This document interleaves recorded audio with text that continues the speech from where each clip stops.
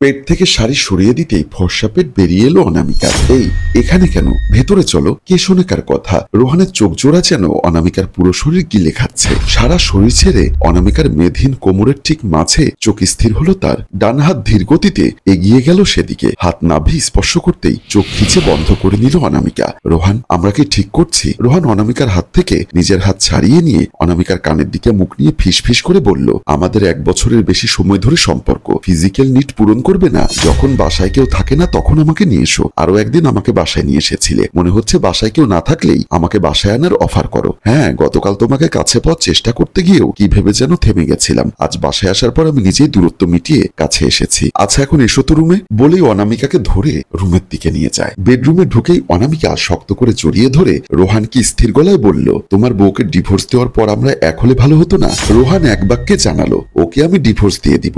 ভালোবেসে বিয়ে করেছিলাম ঠিকই, কিন্তু তাকে আমার এখন আর ভালো লাগে না। কেমন অসহ্যকর মেয়ে একটা, সারাক্ষণ খিটখিটে মেজাজে থাকে, আমার জীবনটা অতিষ্ঠ করে তুলেছে। খুব তাড়াতাড়ি আমি ওকে ডিভোর্স দিয়ে তোমাকে বিয়ে করব। বিয়ে অন্তত লুকিয়ে করলে ভালো হতো না? মুডে আছি জান, এখন এসব কথা বাদ দাও। অনামিকা সব রকম কথার ইঙ্গিত টানলো, সারা দিল রোহানের ডাকে। পৃথিবীর সব নিয়ম ভেঙে সে শুধু রোহানকে চায়। দুজনই বেডে শুয়ে আছে। খাটে যখন রোহান এবং অনামিকা নিজেদের শারীরিক চাহিদা পূরণ করতে যখন কাছাকাছি থেকে আরো বেশি কাছাকাছি হচ্ছিল, তখনই কলিং বেল বেজে উঠল। হঠাৎ দুজনেই থমকে গিয়ে উঠে বসে। দুজন দুজনের দিকে তাকাতেই অনামিকা শুকনো ঢোক গিলে জিজ্ঞাসা করলো, এ সময়ে কে এলো?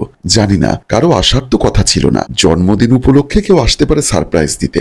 না, কাজলকে আমি বলেছি আমি নিজেই সন্ধ্যায় কেক নিয়ে ওদের বাসায় যাব। ওর মাকে রেখে এখানে আসার কথা না। তাছাড়া আর কেউ তো ফ্ল্যাটে আসে না। দুজন কথা বলতে বলতেই আরো দুবার বেল বাজলো। রোহান উঠে রুম থেকে বের হয়ে গেল। রোহান মেইন দরজায় এসে দাঁড়িয়ে আছে। কেউ কোনো কথা বলছে না। সে কি যেন ভেবে আবারও বেডরুমের দিকে চলে যায়। রুমে এসে অনামিকার পাশে দাঁড়িয়ে বলল, তুমি একটু ওয়াশরুমে গিয়ে অপেক্ষা করতে পারবে চান? কে এসেছে? জানি না, দাঁড়িয়েই আছে। জিজ্ঞাসা করলে না? তুমি একটু যাও, আমি দরজা খুলে দেখি। ভেতর থেকে কথা বললে ভালো দেখাবে না। আচ্ছা বলেই শাড়ির আঁচলটা টেনে শরীর ঢেকে ওয়াশরুমে চলে গেল অনামিকা। রোহান নিজেও ঠিকঠাক হয়ে বেডরুম থেকে বেরিয়ে এসে ফ্ল্যাটের দরজা খুলে দিল। বাইরে নিজ স্ত্রী কাজলকে দেখে অবাকের শেষ সীমানায় পৌঁছে গেল সে। আজ কোনোভাবেই কাজলের বাসায় আসার কথা ছিল না। শুকনো ঢোক গিলে মেকি হাসার চেষ্টা করলো রোহান। আমদামতা করে বলল, তুমি এখানে একা এলে কিভাবে? এদিক ওদিক তাকিয়ে বলল, আমার কথা বাদ দাও, তুমি এ সময় বাসায় কি করছো? তোমার তো অফিসে থাকার কথা। অফিস শেষ করে বাসায় এসে ফ্রেশ হয়ে আমার বাবার বাসায় যাওয়ার কথা। ওদিকে অনামিকা ওয়াশরুমে ভয়ে কাঁপছে। কে না কে এসেছে। মশারাও আক্রমণ করছে এর ভেতর। সব যন্ত্রণার টেনশন যেন একসাথে। এদিকে রোহান কি বলবে ভাবতে ভাবতে ডান হাতের 3 আঙ্গুলে কপাল ঘষে বলল, মাথা ব্যথা করছিল, শরীরটা ভালো লাগছিল না, তাই বাসায় এসে একটু রেস্ট নিয়ে যাব ভেবেছিলাম। ফ্রেশ হয়েছো? এখন কেমন লাগছে? এই তুমি দরজায় দাঁড়িয়ে আছো কেন? ভেতরে যেতে দাও, সরো। মনে হচ্ছে আমি বাহিরের কেউ। ফের কথাটা বলেই হাত দিয়ে রোহানকে সরিয়ে দেওয়ার চেষ্টা করলো কাজল। রোহান জোরপূর্বক হেসে বলল, এসেই যখন পড়েছো তাহলে চলো বের হই। আমার শরীর এখন ভালো।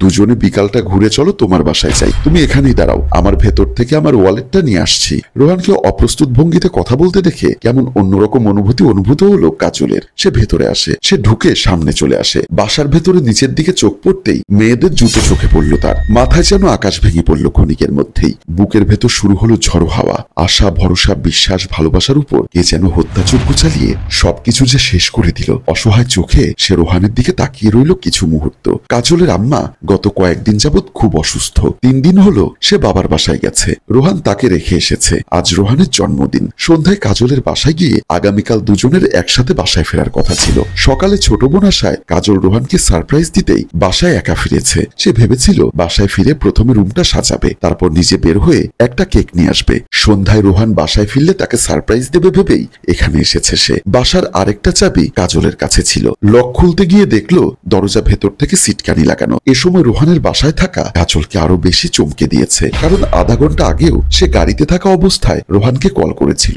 তখন রোহান জানিয়েছিল সে অফিসে। এখানে রোহানকে দেখে ভেতরে মেয়ের জুতা দেখে পুরো বিষয়টা এলোমেলো করে দিল কাজলের সামনে। কাজল রোহানকে এক ধাক্কায় পথ থেকে সরিয়ে রুমের দিকে চলে আসে। রুমের দরজা দিয়ে ঢুকতে যাবে তখনই রোহান ভেতরে কাজলের হাত ধরে দাঁড় করালো। কাজল তার দিকে ফিরে কান্না চড়ানো গলায় বলতে লাগলো, তুমি আমাকে ঠকালে রোহান, আমাকে তুমি ঠকাতে পারলে? কিভাবে পারলে তুমি? তোমার বিবেকে বাধা দিল না একবার? তুমি আমার অনুপস্থিতিতে অন্য একটা মেয়েকে বাসায় এনেছো। এটা করার আগে তুমি আমাকে মেরে ফেললে না কেন রোহান? কাজল একটু থেমে আবার বলল, 3 বছরের ভালোবাসার বিয়ে আমাদের, পরকীয়া জড়িয়ে গেলে তুমি। কিসের কমতি ছিল আমার মাঝে? সেই মেয়ে তোমাকে কি দিল যেটা আমি দিতে পারিনি? বলো রোহান, তুমি আমার আমার সাথে এমন কেন করলে? রোহান কাজলের হাত ছেড়ে তার দুই গালে হাত রাখলো, অস্থির কণ্ঠে বলল, বিশ্বাস করো আমাকে, তুমি যা ভাবছো তা সঠিক নয়। এতদিনে তুমি তোমার রোহানকে এই চিনলে? আমার প্রতি তোমার এই বিশ্বাস? আমার এক বন্ধু তার প্রেমিকাকে নিয়ে এসেছে, ওদের একটু কোয়ালিটি টাইম দরকার, এইমাত্রই একটু বাহিরে গেল। তুমি চাইলে আমি ফোন করে এক্ষুনি আসতে বলছি, তবুও তুমি আমাকে এভাবে অবিশ্বাস করো না। কাজল কিছুতেই শান্ত হচ্ছে না,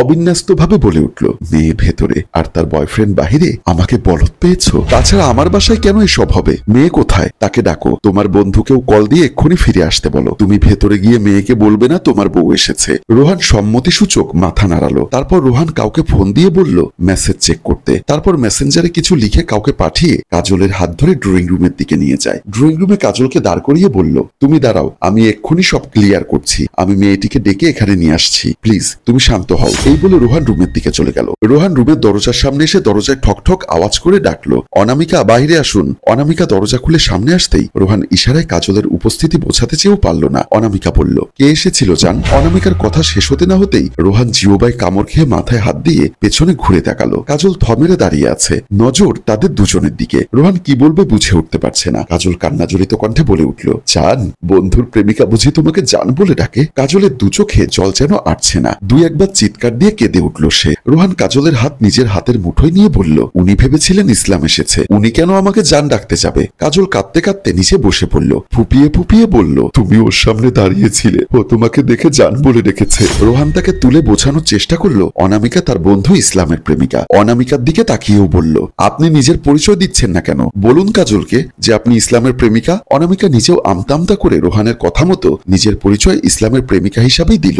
রোহান এবার নানাভাবে কাজলকে সেটাই বোঝাতে ব্যস্ত হলো। এর মাঝে কলিং বেলের শব্দ শুনতে পেল তিনজনই। তারা সবাই দরজার দিকে চলে যায়। দরজা খুলে দিতেই বাহিরে রোহানের বন্ধু ইসলাম ভেতরে কাজলকে দেখে একগাল হেসে বলল, ভাবি আপনি? কাজল চোখের পানি মুছে জিজ্ঞাসা করলো, আপনি কোথায় ছিলেন? ভাবি, এই যে বিরিয়ানির প্যাকেট, আপনার ভাবিকে নিয়ে একটু আপনাদের বাসায় এসেছিলাম, ও বলল বিরিয়ানি খাবে, তাই আনতে গেছিলাম। কাজল সবার দিকে তাকিয়ে দেখে বেশ বুঝতে পারছে রোহান মিথ্যা বলছে। কাজল যে ঠকে গেছে সেটা সে বেশ বুঝতে পারছে। বুক ভেঙে কান্না আসছে তার। কোনোভাবে নিজেকে ঠিক রাখার চেষ্টা চালাচ্ছে সে। কাজল ইসলামের দিকে তাকিয়ে ইশারা করে বলল, উনি আপনার প্রেমিকা? অনামিকা, ইনি আপনার প্রেমিক? দুজনেই একসাথে হ্যাঁ বলল। কাজল পুনরায় জিজ্ঞাসা করল, কতদিনের সম্পর্ক আপনাদের? 7 মাস, 1.5 বছর। ইসলাম এবং অনামিকা যথাক্রমে দুরকম জবাব দিতে কাজল রোহানের দিকে তাকালো। রোহানের মুখভঙ্গি এমন যে কেউ তাকে গ্যারাকলে ফেলে দিয়েছে, বাঁচার কোনো উপায় নেই। কাজল, ইসলাম আর অনামিকা দুজনকে উদ্দেশ্য করে বলল, দুজন ফোন বের করুন আর প্রমাণ দিন যে আপনারা সম্পর্কে আছেন।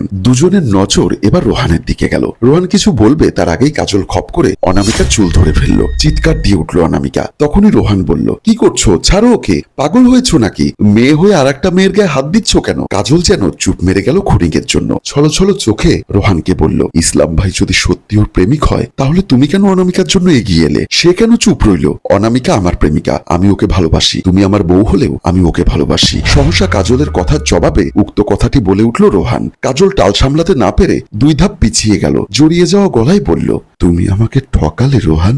আমাদের 3 বছর ধরে বিয়ে হয়েছে রোহান। তুমি কিভাবে বাসায় অন্য একটা মেয়ে নিয়ে এসেছো? তার সাথে শারীরিক চাহিদা পূরণ করতে ব্যস্ত ছিলে হয়তো। আমার স্বামী আমাকে নয়, এই মেয়েটাকে ভালোবাসে। এসব জানার আগে, সবকিছুর সম্মুখীন হওয়ার আগে আমার মৃত্যু হলেও তো পারতো। নিজের বাসায় আজ অন্য নারীর উপস্থিতি, নিজের মানুষটার মনে অন্য নারীর উপস্থিতি, এত কিছু আমি কিভাবে সহ্য করবো রোহান? রোহান এবং অনামিকা পাশাপাশি দাঁড়িয়ে আছে। তাদের দুজনের পাশেই চুপচাপ দাঁড়িয়ে তিনজনকে দেখে যাচ্ছে ইসলাম। মাথায় ঢুকছে না বন্ধুর কথায় রাজি হয়ে কেন একটা মেয়েকে ঠকানোর ভাগ নিল। রোহান আর কি বলবে বুঝে উঠতে পারছে না। কাজলের দুচোখ দিয়ে জল গড়িয়ে পড়ছে। আর এখানেই টান টান টুইস্ট রেখে আমাদের গল্প শেষ হয়। সম্মানিত ভিউয়ার্স, এই গল্পের শেষটা কি হবে এই সংসারের, সবটা জানতে কমেন্ট করুন দ্বিতীয় পর্বের জন্য।